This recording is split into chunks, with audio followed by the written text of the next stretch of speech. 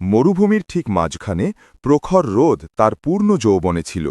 বালির কণাগুলি যেন জ্বলন্ত স্ফুলিঙ্গের মতো উঠছিল। এমন সময়ে জাহিদ নামের একজন মুসাফির তার উটের সাথে তার গন্তব্যের দিকে এগিয়ে চলেছিল। ঘামের ফোঁটা তার কপাল থেকে গড়িয়ে তার দাড়িতে শুষে যাচ্ছিল, তবুও তার মুখে অভিযোগের কোনো ছাপ ছিল না। জাহিদ কোনো সাধারণ মানুষ ছিলেন না, তিনি ছিলেন একজন ধৈর্যশীল এবং কৃতজ্ঞ হৃদয় ধারণকারী মানুষ। জীবনে তিনি অনেক দুঃখ দেখেছেন, কিন্তু তিনি কখনও ধৈর্যের আঁচল ছাড়েননি। তিনি বুঝতেন যে যদি নেকির বিনিময়েও তুমি কষ্ট পাও, তবে বুঝে নাও যে আল্লাহ তোমার উপর অসন্তুষ্ট নন, বরং তিনি তোমাকে পরীক্ষার যোগ্য মনে করেন। সেই দিন তিনি কাফেলা থেকে আলাদা হয়ে গিয়েছিলেন। রাস্তা ছিল দীর্ঘ এবং কঠিন। তার কাছে সামান্য পানি আর একটা শুকনো রুটি ছিল।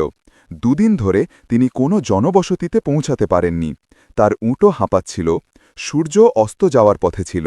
ঠিক তখনই সে দূরে একটি কুঁড়েঘর দেখতে পেল। জাহিদের মনে আশার একটি কিরণ জাগল। সে সেখানে পৌঁছাল এবং দেখল যে একজন বৃদ্ধ লোক কুঁড়েঘরের বাইরে বসে আছে। তার পোশাক ছিল পুরনো এবং জীর্ণ, কিন্তু মুখে এক অদ্ভুত জ্যোতি ঝলমল করছিল। সে সেই বৃদ্ধকে সালাম করল। আমি একজন মুসাফির বাবা, একটু পানি পাওয়া যেতে পারে কি?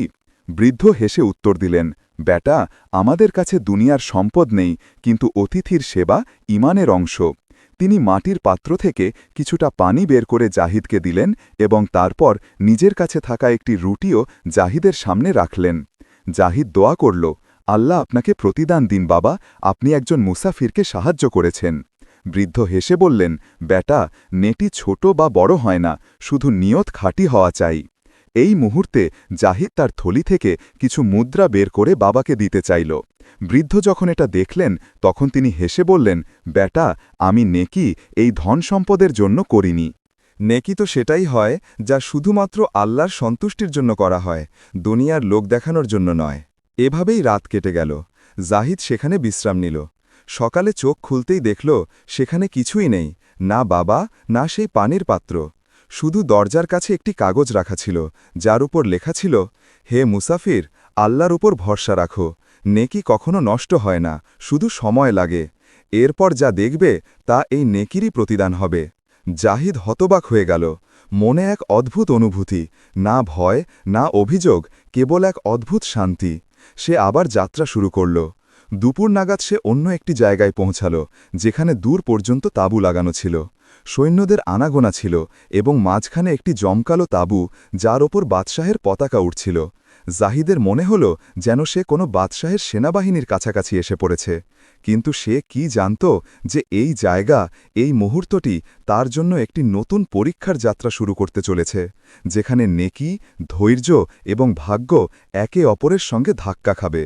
সে সেই তাঁবুগুলির একেবারে কাছে পৌঁছে গেল। তাঁবুগুলো সোনালি কাপড় দিয়ে তৈরি ছিল। সৈন্যরা সামরিক পোশাক পরে বর্শা হাতে তাঁবুগুলির কাছে দাঁড়িয়েছিল। জাহিদ তার উটকে ধরে আস্তে আস্তে একজন সৈন্যের কাছে গেল। ভাই, আমি একজন মুসাফির, যদি অনুমতি হয় তবে আমি একটু পানি নিতে পারি কি? সৈন্যটি তাকে মাথা থেকে পা পর্যন্ত দেখে বলল, এটা নাসির বিন হারিসের বাহিনী, এখানে অনুমতি ছাড়া কারও আসার অনুমতি নেই। জাহিদ বিনয়ের সাথে বলল, আমি একজন ক্লান্ত মুসাফির, কোনো ক্ষতির উদ্দেশ্য নেই, শুধু একটু পানি এবং একটু ছায়া চাই। সৈন্যটি কিছু ভাবল এবং তারপর বলল, একটু অপেক্ষা করো, আমি শাসকের সাথে কথা বলি। কিছুক্ষণ পর আরেকজন লোক বাইরে এলেন, উজির ফাহিমউদ্দিন। তিনি জাহিদকে মাথা থেকে পা পর্যন্ত দেখলেন। তুমি কি মুসাফির? কোথা থেকে এসেছ? জাহিদ সব সত্যি সত্যি বলল, সফরের কথা, তৃষ্ণার কথা এবং সেই বৃদ্ধের কথা। উজির সব মনোযোগ দিয়ে শুনলেন এবং তারপর হালকা হাসির সাথে বললেন, এসো, আমাদের বাদশাহকে তোমার গল্প শোনাও, হয়তো তোমার ভাগ্যেও কিছু লেখা আছে। জাহিদ অবাক হয়েছিল, কিন্তু না বলল না। তাকে বাদশাহের সামনে পেশ করা হল। বাদশাহ নাসির বিন হারিস তার সিংহাসনে বসে তসবি ঘোরাচ্ছিলেন। বাদশাহ যখন জাহিদকে দেখলেন, তখন বললেন, হে মুসাফির, তোমার চোখে এক অদ্ভুত শান্তি, যদিও তুমি একা, তৃষ্ণার্ত। তুমি এই ঈমান কোথা থেকে পেলে? জাহিদ উত্তর দিল, যেখানে এই বিশ্বাস থাকে যে রিজিকদাতা মানুষ নয়, স্বয়ং আল্লাহ, সেখানে হৃদয়ে শান্তি থাকে। বাদশাহ এই কথা শুনে চমকে গেলেন। অনেক বছর পর কেউ এই কথাগুলো বলেছে। তোমার নাম কি? জাহিদ বিন ইয়াকুব বাদশাহ উজিরের দিকে তাকিয়ে বললেন, ফাহিমুদ্দিন, আজ থেকে এই ব্যক্তি আমাদের বাহিনীর সাথে থাকবে। ওকে বিশ্রাম দাও এবং ওর যা প্রয়োজন তা সরবরাহ করো। জাহিদ বিনয়ের সাথে মাথা নত করল। রাতে বাদশাহ জাহিদকে তার তাঁবুতে ডাকলেন। জাহিদ, আমি বছরের পর বছর ধরে একটি স্বপ্ন দেখি যে একজন অপরিচিত ব্যক্তি আমার কাছে আসে এবং আমাকে নেকির আসল অর্থ শেখায়। তুমি কি সেই ব্যক্তি? জাহিদ হালকা হাসির সাথে বলল, আমি তো নিজেই শিক্ষা নিতে এসেছি, বাদশার সালামত। যদি আমার কাছ থেকে কোনো ভালো কাজ প্রকাশ পায় তবে বুঝবেন যে সেই ভালো কাজ আল্লাহর পক্ষ থেকে, আমার পক্ষ থেকে নয়। এই কথাটি বাদশাহের হৃদয়ে গভীর প্রভাব ফেলল, কিন্তু উজির ফাহিমুদ্দিনের মুখে সামান্য অসন্তোষ ছিল। তিনি মনে মনে বললেন, যদি এই লোকটি বাদশাহের চোখের মণি হয়ে যায় তবে আমার প্রভাব শেষ হয়ে যাবে। কয়েকদিন কেটে গেল। জাহিদ সেনাবাহিনীতে সম্মান পেতে শুরু করল। সবাই তার চরিত্র, তার সততা এবং তার ন্যায়পরায়ণতায় মুগ্ধ হয়েছিল। বাদশাহ প্রায়শই তাকে ডাকতেন, তার কাছ থেকে পরামর্শ নিতেন এবং বলতেন, জাহিদ, তোমার কথায় এক অদ্ভুত জ্যোতি আছে। আমার মনে হয় তোমার আশার পেছনে কোনো রহস্য আছে। একদিন উজির ফাহিমুদ্দিন বাদশাহের কাছে গেলেন এবং বলতে লাগলেন, বাদশাহ সালামত, আমি আপনাকে কিছু বলতে চাই, কিন্তু আমার জিহ্বা কাঁপছে। বলো, কি ব্যাপার? এই জাহিদ, আমার মনে হয় এ কোনো গুপ্তচর। সে আপনার তাম্বু এবং আপনার গোপন বিষয়ের কাছে থাকে। হয়তো সে শত্রু বাদশাহের কেউ। বাদশাহ যখন এটা শুনলেন তখন তিনি চমকে গেলেন। তুমি কি কোনো প্রমাণ পেয়েছ? এখনও না, কিন্তু সময় সব বলে দেবে। বাদশাহ কিছু ভাবলেন এবং তারপর বললেন, যদি এটা সত্যি হয় তবে আমি নিজেই সিদ্ধান্ত নেব। যদি এই অভিযোগ মিথ্যা প্রমাণিত হয় তবে অভিযোগকারীর জন্য কঠিন শাস্তি হবে। উজির ফাহিমুদ্দিন সেই রাতেই একটি গোপন চাল চাললেন। তিনি জাহিদের তাঁবুর কাছে এলেন এবং বাদশাহের মূল্যবান ছোরাটি সেখানে লুকিয়ে রাখলেন, যাতে সকালে তার ওপর অভিযোগ আনা যায়। পরের দিন সকালে সেনাবাহিনীতে শোরগোল শুরু হল যে বাদশাহের ছোরা চুরি হয়ে গেছে। সৈন্যরা তল্লাশি শুরু করল এবং কিছুক্ষণ পর ছোরাটি জাহিদের তাঁবু থেকে উদ্ধার হল। সেনাবাহিনীতে গভীর নীরবতা নেমে এল। বাদশাহের মুখে আঘাতের চিহ্ন ছিল। জাহিদ, তুমি এটা কি করলে? জাহিদের ঠোঁট শুকনো ছিল, কিন্তু চোখে এক বিশ্বাসের ঝলক বাকি ছিল।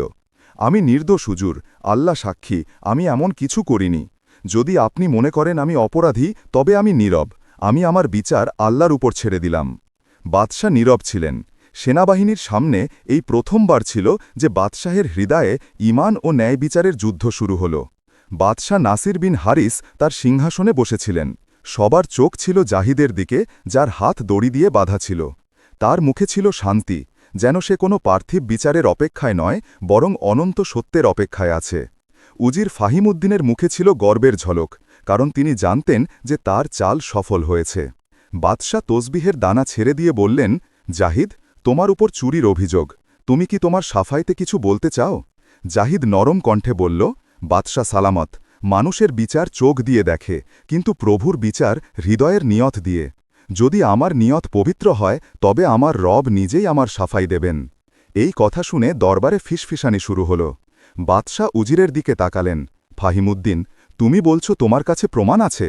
তুমি কি এই অভিযোগ আল্লাহর সামনেও পুনরাবৃত্তি করতে পারো? উজির মুখে কৃত্রিম হাসি এনে বললেন, আলী যা, ছোরাটি তার তাম্বু থেকে পাওয়া গেছে। এর চেয়ে বড় প্রমাণ আর কি হতে পারে? বাদশাহ নীরব রইলেন।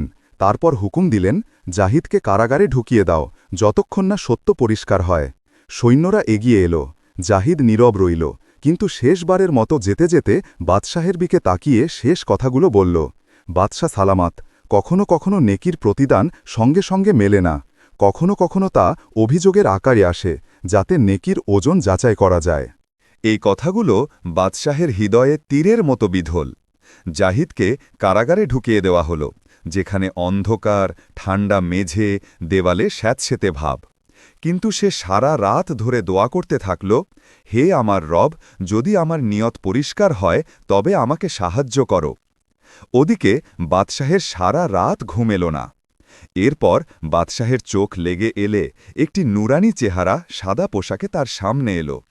হে নাসির বিন হারিস, তোমার কারাগারে একজন নির্দোষ বন্দী আছে, যার ওপর তুমি পাপের সন্দেহে নীরবতা অবলম্বন করেছ। মনে রেখো, যদি তুমি ন্যায় বিচারে দেরি করো তবে ভাগ্য তোমাকে জবাব দেবে। ঠিক সেই মুহূর্তে বাদশাহের চোখ খুলে গেল। তিনি ঘাবড়ে উঠে বসলেন, কপালে ঘাম। সঙ্গে সঙ্গে একজন সৈন্যকে ডাকলেন, এখনই কারাগার থেকে জাহিদকে নিয়ে এসো। জাহিদকে দরবারে আনা হল। সকালের হালকা আলো দরবারে প্রবেশ করছিল। বাদশাহ নরম সুরে বললেন, জাহিদ, আমি একটি স্বপ্ন দেখেছি যা আমার হৃদয়কে কাঁপিয়ে দিয়েছে। জাহিদ হেসে বলল, বাদশাহ সালামত, কখনো কখনো স্বপ্ন সেটাই দেখায় যা বাস্তবে লুকিয়ে থাকে। বাদশাহ মাথা নত করে বললেন, তুমি মুক্ত। আমি তোমাকে সন্দেহ করেছিলাম, কিন্তু আমি জানতে চাই, তোমার মনে আমার জন্য কোনো ঘৃণা আসেনি? জাহিদ আস্তে করে বলল, যে আল্লাহর ওপর ভরসা রাখে সে বান্দাদের কাছ থেকে প্রতিশোধ নেয় না, সে বরং দোয়া করে যে তারাও যেন হেদায়েত পায়। এই কথা শুনে দরবারে নীরবতা নেমে এলো। তুমি আমাকে মানবতার শিক্ষা দিয়েছ জাহিদ, আজ থেকে তুমি আমার বিশ্বস্ত উপদেষ্টা হবে। উজির ফাহিমুদ্দিনের মুখ ফ্যাকাশে হয়ে গেল। তিনি মনে মনে বললেন, এই লোকটি এখন বাদশাহের হৃদয়ে গেঁথে গেছে। যদি আমি কিছু না করি তবে আমার পরিণতি নিকটবর্তী। সেই রাতে উজির ফাহিমুদ্দিন আরও একটি পরিকল্পনা করলেন। এবার তিনি জাহিদের সম্মান নয়, বরং তার জীবন নিতে চেয়েছিলেন। তিনি দুধে বিষ মিশিয়ে বাদশাহের তাঁবুতে পাঠিয়ে দিলেন। কিন্তু ভাগ্য ছিল অন্যরকম। সৈন্যটি বাদশাহের পরিবর্তে সেই দুধ জাহিদের তাঁবুতে পৌঁছে দিল। জাহিদ, এই দুধ বাদশাহ আপনার জন্য পাঠিয়েছেন।